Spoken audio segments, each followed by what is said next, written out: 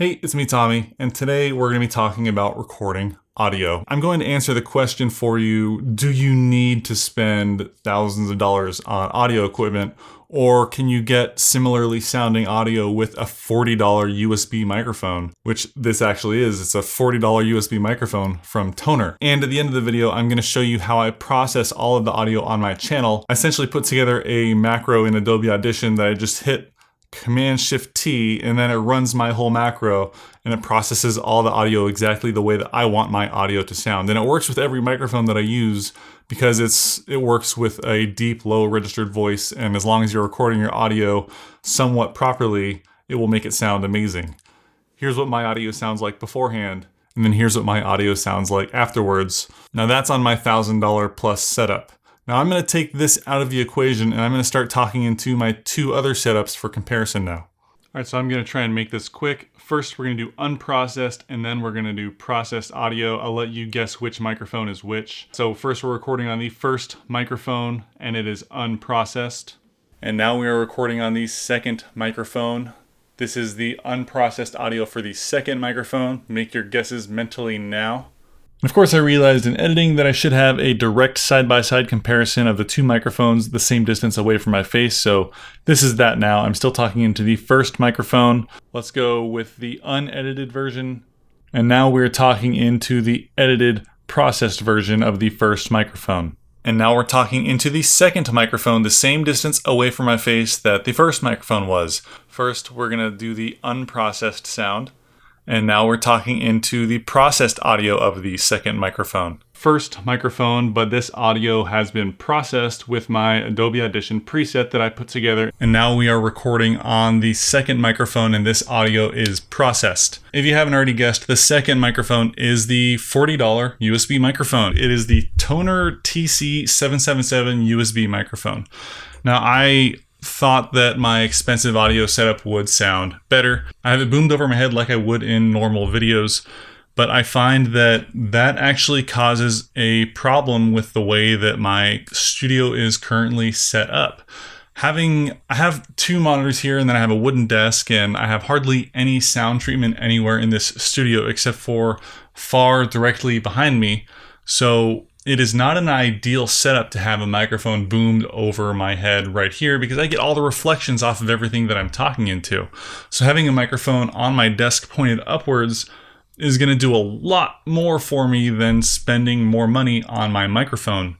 And I was on a couple Zoom calls I've been testing out on the people that I've been talking to, which microphone sounds better. Everyone has said that this microphone has sounded significantly better to them than my overhead boomed microphone. And a lot of that has to do with placement. The second thing is, if you work on the proximity of your microphone, so when a microphone is closer to the source of audio, it is going to sound significantly better. And so if you want your audio to sound better, you need to make sure that you have it placed in a way that makes sense and it is as close as possible to your source of audio. I mean, get a microphone like this Tonor USB 777 TC microphone. There's a link to it in the description of this video. It's a great voiceover microphone and it's only $40. You do not need to spend thousands of dollars to get good sounding audio out of a computer. So it's really simple, and if you're like, Tommy, why aren't you recording your screen with like a software thing? Well, you know what? I was trying to do that and my computer was having issues and I still wanted to make a video. So I'm recording my screen with a camera like an idiot, deal with it. All you have to do to apply my Adobe Audition preset is go to Favorites, Tommy Process. And then it does a whole bunch of magical stuff. Takes a few seconds. And then you go over to Match Loudness. And once you've set it up, you won't have to reset it up every time. Just make sure you have the top option for loudness and put it to -16 LUFS. And then just drag the file into there and hit run. And you hit save and you're done. That's how I process my audio. I mean, here's what it sounds like before. It's a great voiceover microphone and it's only $40. You do not need to spend thousands. And then here's what it sounds like afterwards. It's a great voiceover microphone and it's only $40. You do not need to spend thousands of dollars to. So after playing with the Tonor TC-777 for a little while, there's a few things I noticed and a few things I want to share with you to kind of improve your audio quality if you end up getting one. It comes with both a foam screen and a pop filter. I personally took the foam screen off because the foam can muffle some of the frequencies, and you really only want to use something like this if you've got a fan or air blowing onto your microphone to reduce some of those wind sounds.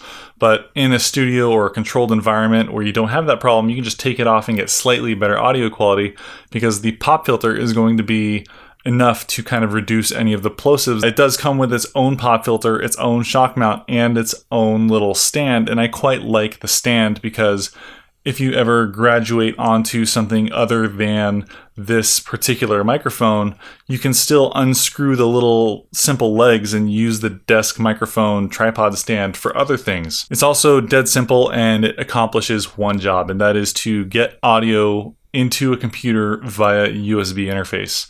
And because it only serves that one purpose, there's no extra switches or functions. It's got a cardioid pickup pattern, so it rejects some of the sound behind it. This is what it's going to sound like if I turn the microphone away from me. It's going to sound much quieter now. So it does one job, and it does that job well. Another good reason to use something like a USB microphone like this one instead of an XLR interface that converts your XLR microphone with phantom power into a USB interface is you have to find out a way to hold it or mount it.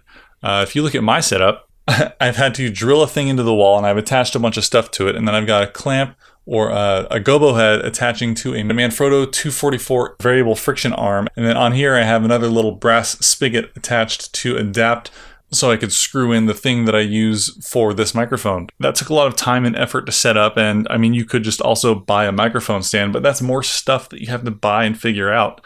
When you get something like a USB microphone, it's just kind of all, you just put it on your desk and you plug it in. Those are some of the reasons why, if you don't have anything to record yet and you just want to record into your computer, it's a good idea to consider some of the cheaper alternatives instead of just throwing a bunch of money at something that you will then have to throw more money at. And finally, there's the things that a preset can't fix. No amount of processing can fix is when you're doing it live. So it's good to find a microphone that sounds good coming straight out of the microphone into the computer, and one that doesn't require any processing at all. If you're gaming, or if you're on a Zoom call, or if you are talking to someone through your computer in real time, you can't take your audio into Adobe Audition and then process it and then upload it because it's happening in real time. So this is what I've actually been using this microphone for, is for all of my real-time calls like on Zoom and stuff. If you want to pick up that preset for Adobe Audition, I am selling it for $10. There's a link in the description. If you want to pick up the $40 USB Tonor microphone, there's also a link to that in the description. Now, of course, there are other advantages to having an XLR microphone or something like the DD-HD-TX. It can transmit wirelessly, it can record internally, it provides phantom power. There's a ton of features and things that are packed into it, but when it comes down to recording audio for your computer or using a microphone for a Zoom call or for a voiceover when you're sitting at your computer and you have access to USB power, sometimes all you need is something like a $40 USB microphone. You don't need to go spend thousands of dollars on equipment. So if you're on a budget, you can get by making great quality audio as long as you are aware of the limitations. So thanks for watching. If you want to see more of my videos, make sure you hit the subscribe button, and I'll see you in the next one. Peace.